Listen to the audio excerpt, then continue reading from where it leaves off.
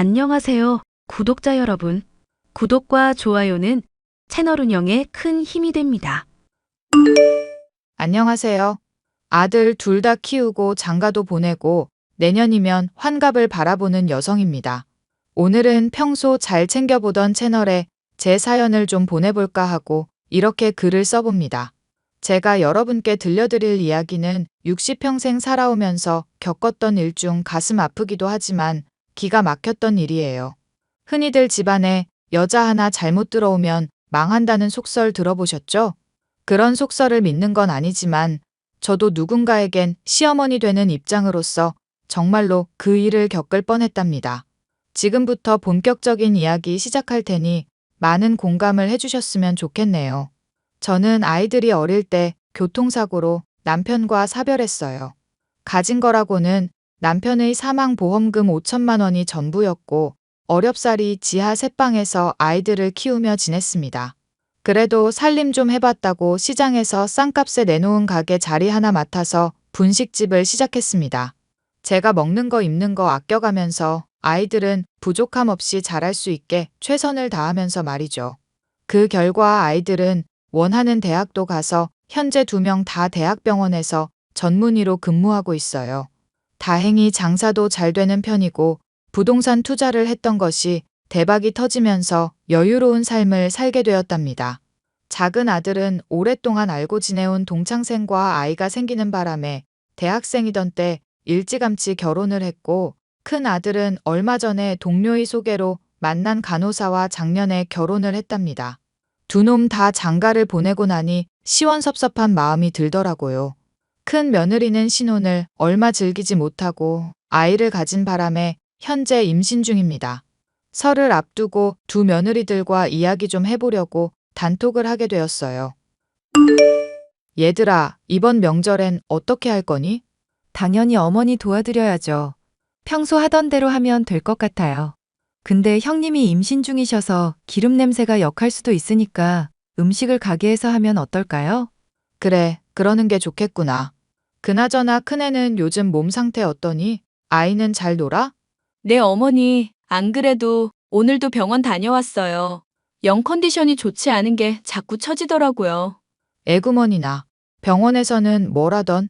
그러게 많이 돌아다니지 말고 집에서 그냥 쉬라니까. 답답해서 어떻게 그래요. 바람도 쐬고 해야죠. 근데 너무 무리했나 봐요. 이번 명절에 못 오는 거니?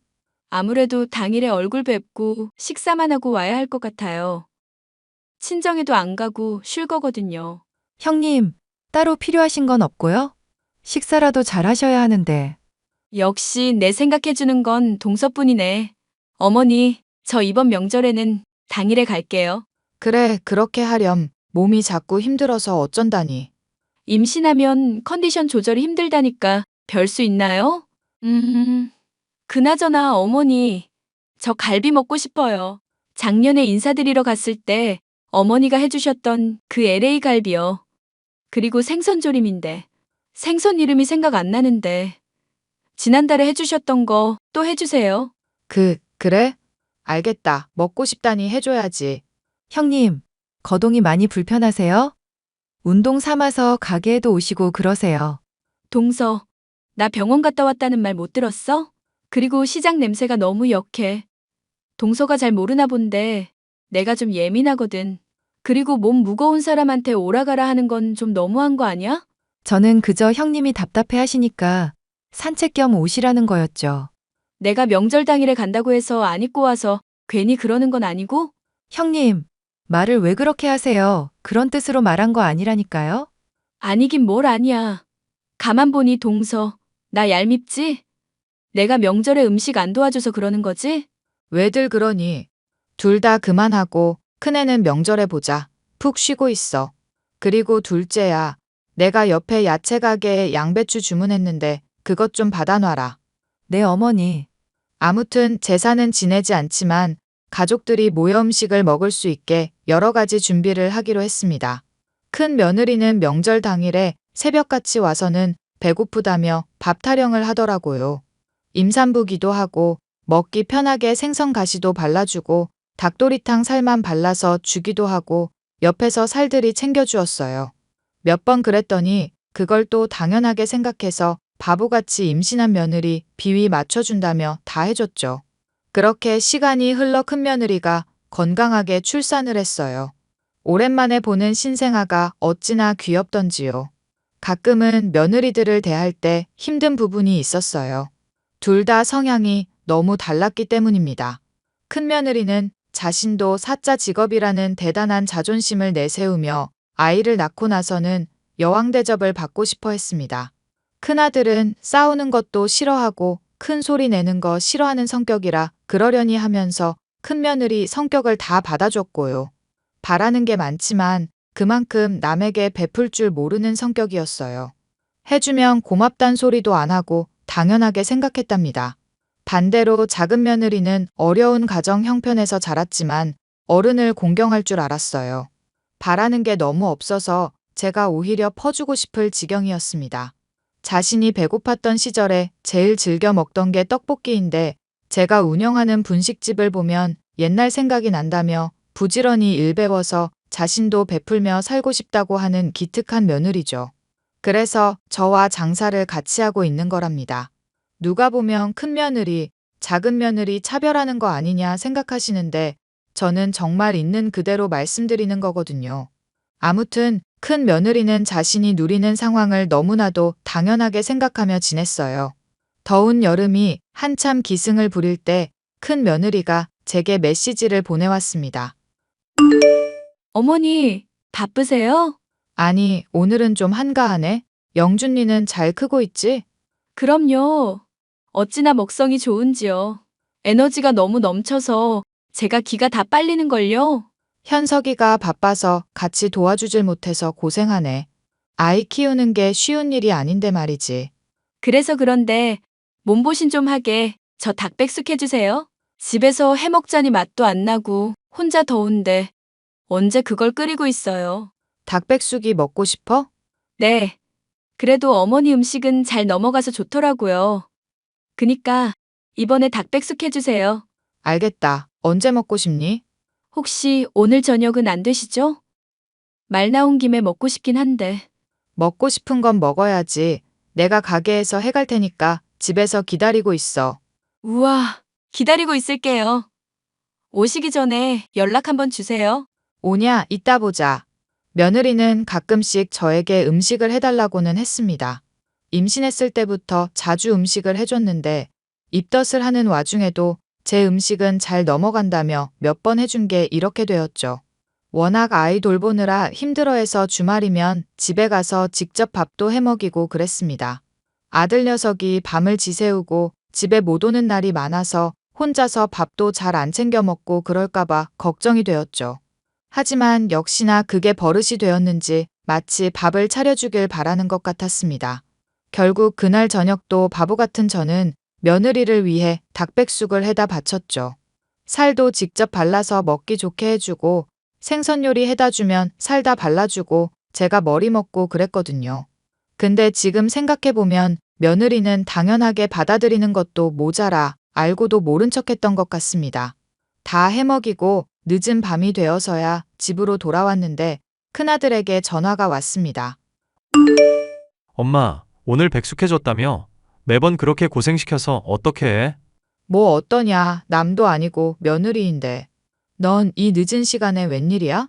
아니, 엄마한테 부탁할 거 있었는데 미안하기도 하고 겸사겸사 전화한 거지. 부탁할 게 뭔데 그래? 해줄 수 있는 건 얼마든지 해줄게. 너희들이 편해야 나도 편한 거야. 아니, 사실 지혜가 너무 힘들어해서 베이비시터를 고용할까 하거든. 지금 약간 우울해하는 것도 같고. 그래서? 이왕 베이비시터 고용하는 거 그 돈 들일 바에는 엄마가 한 달 정도만 봐주면 안 될까 싶어서.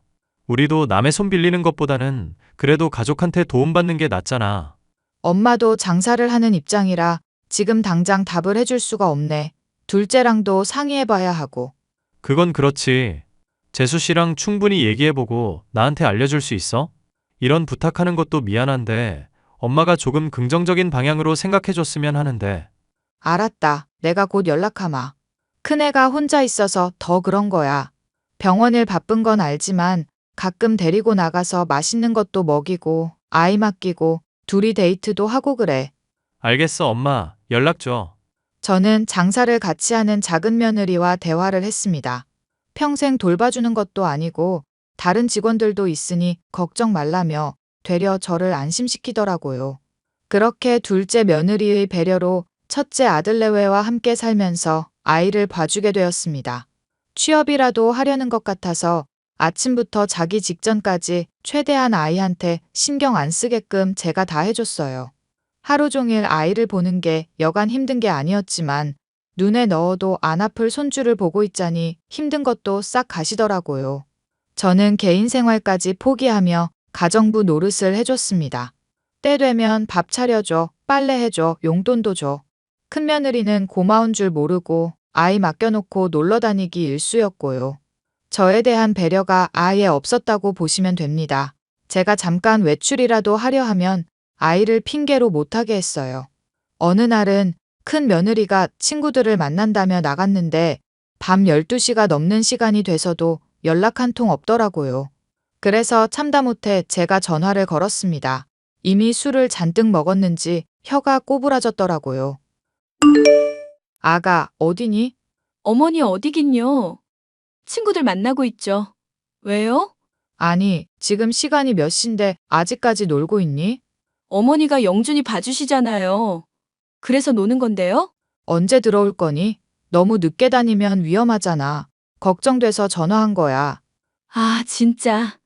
어머니 옛날 분이시지만 요즘 사람들 심리를 너무 모르신다. 제가 이때 아니면 언제 놀아보겠어요? 예, 내 말은 그 뜻이 아니잖니. 아니긴요. 아, 어머니 완전 구닥다리셔. 저 친구들이랑 노는데 방해하지 마세요. 너 지금 말이 조금 지나친 것 같다? 술 마신 것까지는 이해하겠는데 도가 지나치는 건 좀 아니지 않니? 도가 지나치다니요. 아, 솔직히 돈도 많이 드리는데 이 정도는 봐주셔야죠. 시터 월급 보통 250 정도인데 어머니니까 용돈 겸해서 100 더 드리는데 불만이세요? 돈 받고 일하시는데 이런 건 좀 감수하세요. 지금 너랑은 대화가 안 되겠구나. 알아서 잘 들어오고 그만 연락하자. 네, 시간이 갈수록 안하무인인 태도에 점점 지쳐갔어요. 저도 싫은 소리, 못된 시어머니 소리 듣기 싫어서 꾹 참고 한 달 채웠습니다. 둘째 며느리와 다시 장사를 시작하는데 어찌나 홀가분하고 상쾌하던지요. 그러다 저에게 검은 먹구름이 들이우기 시작했습니다. 몸이 예전 같지 않다는 걸 느껴서 건강검진을 받았어요. CT, MRI, 조직 검사 등 할 수 있는 검사는 다 했는데 안타깝게도 유방암 초기 판정을 받았어요. 살 만큼 살고 그동안 고생이란 고생은 다 했으니 몸이 망가져도 이상할 게 없었지만 제 딴에는 큰 충격이었죠. 큰아들 내외에겐 비밀로 하고 바로 수술을 했습니다. 항암 치료도 병행하니 몸이 많이 약해져 가게를 예전처럼 운영하기 어려워지더군요. 결국 자식들에게 재산을 물려주기로 결심하고 조금씩 정리하기 시작했습니다. 그러다 큰 며느리가 작은 며느리에게 아이를 봐달라며 연락을 했다는데 기분이 나빴다며 둘이 나눴던 메시지를 보여주더라고요. 동서, 요즘 어머니 어디 안 좋으셔? 어머니요?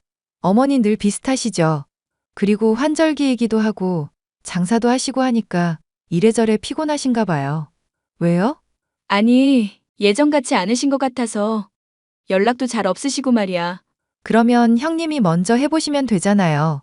무슨 일 있으세요? 지난번에 아이 봐주신 것도 있는데 내가 실수한 것 같아서 어떻게 해.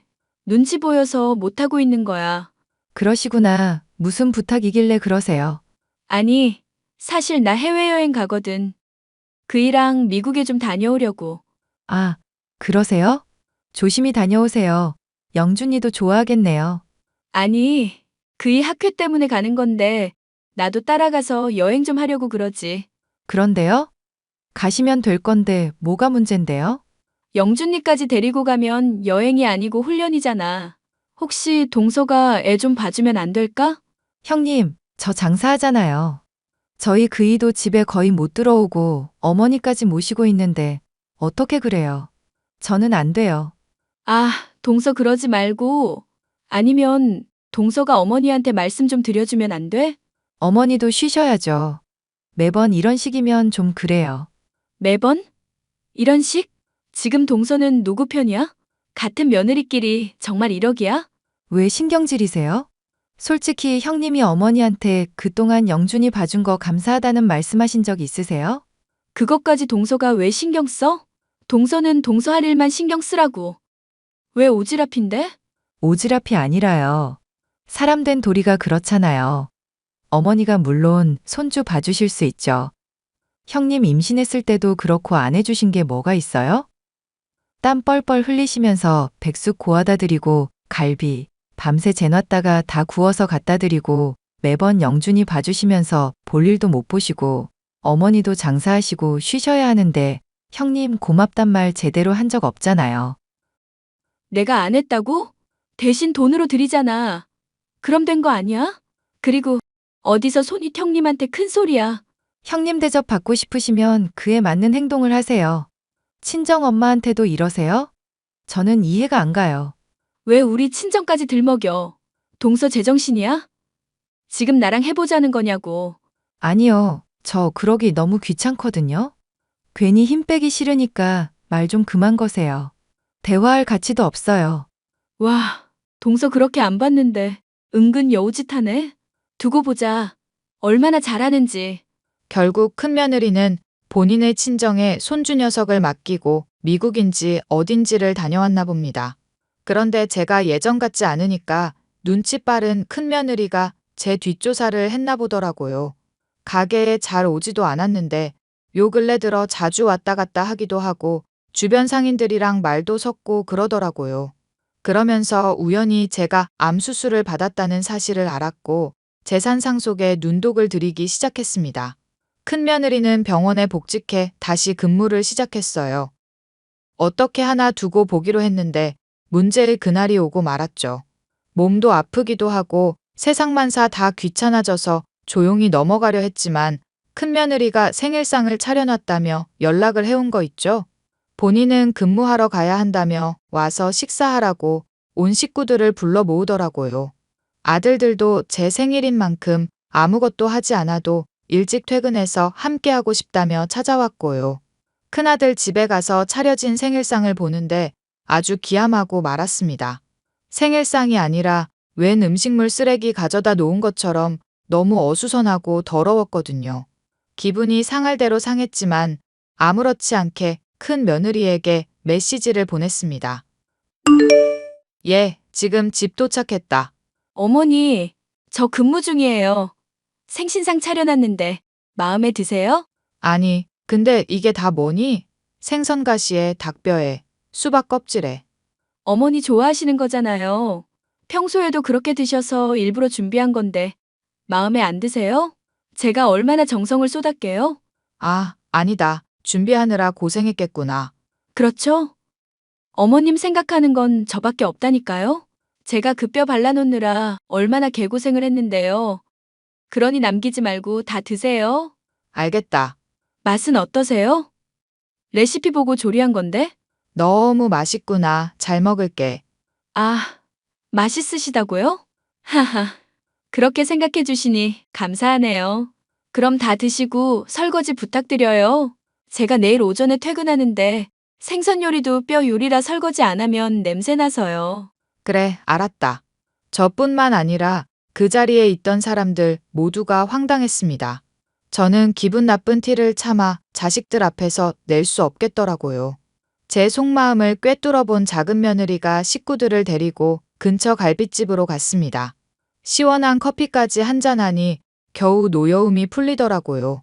큰아들은 제게 연신 미안하다며 사과를 했고 제 눈치 보기 바빴습니다. 제가 과연 이런 취급을 받으려고 지금까지 악착같이 살아왔나 조금 후회가 됐습니다. 당연히 재산 상속을 해주는 것에 대해 깊은 고민을 하게 되었죠. 그날 큰아들 내외는 심하게 다투었고 큰며느리가 제 재산을 노리고 있었다는 사실과 바람을 피우고 있었다는 사실을 알게 되었어요. 큰아들은 며느리에 대한 배신감과 분노에 휩싸여 곧바로 이혼 소송을 진행했습니다. 한참을 옥신각신하더니 양육권과 친권은 큰아들이 가져왔고 큰며느리는 면접 교섭권을 포기하기에 이르더군요. 자신이 배 아파 낳은 자식인데도 불구하고 다시는 큰아들과 엮이고 싶지 않다며 독한 모습을 보이더라고요. 결국 재산은 작은 며느리에게 분식집 건물과 집, 그리고 두 아들에게 각각 10억씩 나누어 주었습니다. 저야 더 이상 가져봤자 무의미하니까 작은 아들 내외와 함께 살기로 하고 아무것도 남긴 게 없어요. 이혼 후 2달 정도가 흘렀을까요? 큰 며느리가 메시지를 보내왔습니다. 어머니, 제가 그냥 넘어가려고 했는데요. 정말 너무하신 거 아니에요? 뭐가 말이냐? 다짜고짜 연락해서 앞뒤 구분 없이 무슨 소리야? 제가 어머니한테 얼마나 잘해드렸는데 이런 식으로 뒤통수를 치시냐고요. 재산 상속 다 하셨다면서요? 그래, 내가 내 자식들한테 해준다는데 왜? 아니, 제 생각은 안 하세요? 저도 그 집 자손 낳았고 키웠어요. 저는 며느리 아니에요? 적어도 지금은 아니지. 영준이 낳아준 건 고맙게 생각한다. 그런데 너 위자료도 받고 이혼한 지가 언젠데 이제 와서 재산 이야기를 하니? 어머니가 그렇게 티만 안 냈어도 저희 이혼 안 했거든요. 아, 생일상 말하는 거니? 내가 그것 때문에 너희 이혼시켰다 생각하는 거야? 그게 발단이었잖아요. 그냥 기분 좋게 드시지 기분 나쁜 티 내셔가지고 그이가 저한테 전화하게 만들고 그러다 이렇게 된 거잖아요. 너 참 웃기는 아이로구나. 세상에 시어머니 생일상을 그따위로 차리는 며느리가 어딨어? 음식물 쓰레기도 아니고 남은 음식 가져다 놓고서는 뭐가 어쩌고 저째? 어머니가 잘 드시는 걸로 한 건데 뭐가 문젠데요? 싫으면 싫다고 말씀을 하시지 왜 뒤통수 치시냐고요. 지나가는 개도 그것보단 잘 차리겠다. 내가 언제 너한테 며느리 도리 강요한 적 있니? 아, 됐고요. 저도 며느리였으니까 저한테도 재산 물려주세요. 동서랑 차별하는 것도 아니고. 이미 가족이 아닌데 내가 왜 너한테 재산을 물려주니? 돈 이야기할 거면 그냥 꺼지렴. 제 새끼도 버린 년이 돈 냄새는 맡고 싶어서 아주 발악을 하는구나. 어머니, 정말 이러실 거예요? 어떻게 되신 거 아니야? 너야말로 어따 대고 재산을 운운해? 네가 낳은 자식 누구보다 잘 키울 거니까 찾아올 생각도 하지 말고 앞으로 자식 생각해서라도 정신 차려라. 차단할 테니 앞으로는 연락하지도 말고 이미 끝난 사이인데 자꾸 이렇게 연락하면 나도 곤란하고 기분이 별로네. 그럼 차단하마. 어머니, 어머니. 그 이후에도 큰 며느리는 종종 연락해 저에게 돈을 요구했습니다. 위자료라 생각하고 뭐라도 주면 안 되겠냐고 난리를 치는데 결국 큰 아들이 접근 금지, 통신 제한을 걸어버리더라고요. 아이 엄마로서 최소한의 대우라도 해주려 했는데 인간 같지도 않은 모습에 다들 지쳐버렸던 겁니다. 어느 정도 큰일이 마무리되고 저희 집안에도 조금씩 평화가 찾아왔어요. 분식집은 더 승승장구해서 밀키트 사업과 홈쇼핑까지 진출했고 두 아들 모두 병원에서 과장으로 진급도 했습니다. 저는 항암치료 예후가 좋아 더 이상 치료를 안 받아도 될 정도로 건강을 회복했고요. 작은 며느리와 분식집을 운영하며 여생 행복하게 살 예정입니다. 어려운 사람들을 위해 무료급식 봉사도 시작했고 조금은 바빠져 보려고요. 초기이긴 했지만 죽을 병에 걸렸다 다시 되살아났으니 그만큼 어려운 사람들을 위해 도움을 주며 살아갈 거예요. 누구처럼 욕심 안 부리고 타인의 행복도 저희 행복이다 생각하면서 말입니다. 작은 아들의 권유로 얼마 전에는 운동도 조금씩 시작했고 사는 데 있어서 활기를 찾기 시작했어요. 사람은 욕심을 부리면 끝이 없고 호의가 계속되면 권리인 줄 아는데 그러면 안 된답니다. 베풀물 받는 만큼 나도 상대방에게 다시 돌려줘야 하고 그보다 더 아낌없이 베풀며 살아가야 하는 게 맞는 거예요. 여러분도 누군가에게 소소한 도움을 받는다면 다른 누구에겐 딱 받은 거에 3배만큼만 베풀어 보세요. 그럼 언젠간 자신에게 매우 큰 행복으로 찾아올지도 모르니까요. 제 이야기는 여기까지고요. 들어주셔서 감사합니다. 응원의 댓글도 부탁드릴게요.